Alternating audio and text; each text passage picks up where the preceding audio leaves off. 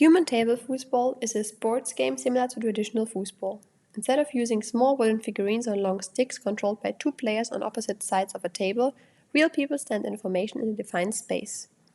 In human table foosball, the playing area is typically divided into rows, with each row representing a different position on the traditional foosball table, such as defense, midfield, and attack.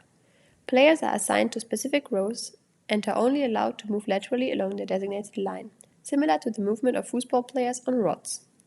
In some variations, players are connected to their neighboring players by long, real-life rods, which leads to them being able to move from the left to right in order to kick a ball. The game is played with a large, lightweight ball that is easy to kick and control. Players stand relatively close together and often have little control over where they kick the ball, which is why it is important to ensure that the ball will not harm players when kicking the ball on each other.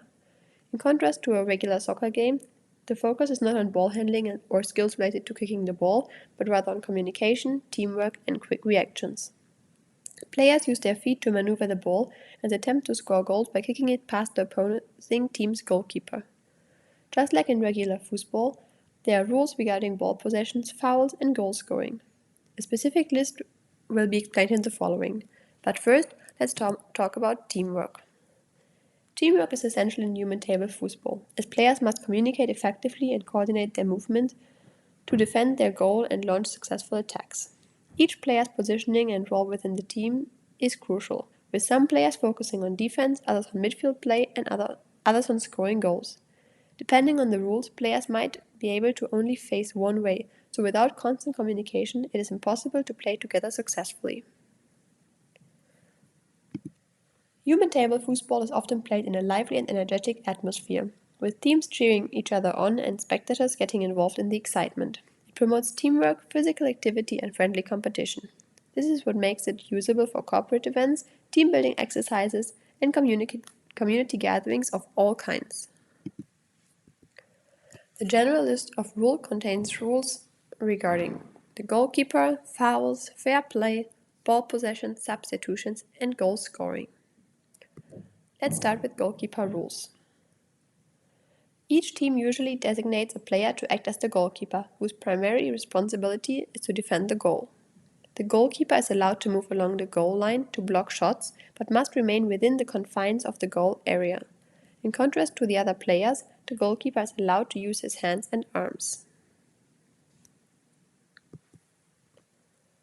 Fouls are called for any intentional physical contact between players, such as pushing, tripping, or excessively aggressive play. Shooting the ball in another player's face is a foul, and players are not allowed to leave their designated row or step over the boundaries of the playing area. They can also not stop touching their connecting device, which can be a rod, a rope, or leave their line. The ball is only to be moved by foot or leg. Contact with hands, arms, or shoulders is considered a foul and leads to the opposing team getting the ball.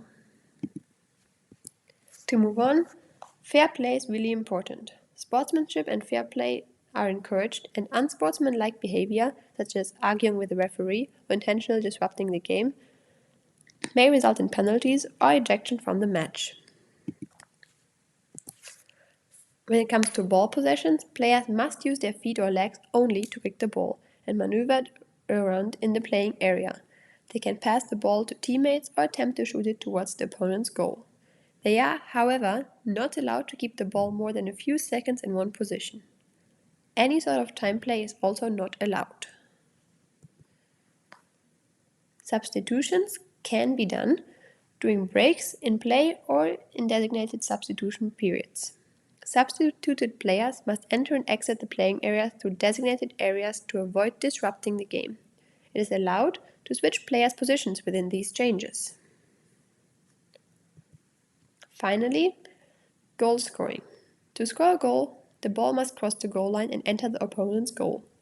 Goals are only valid if scored from within the designated rows, and if the player who scored the goal was in an onside position at the time of shot, as well as the entire row the player belongs to. Thank you for your attention. The next presentation is going to be on variations in human table foosball.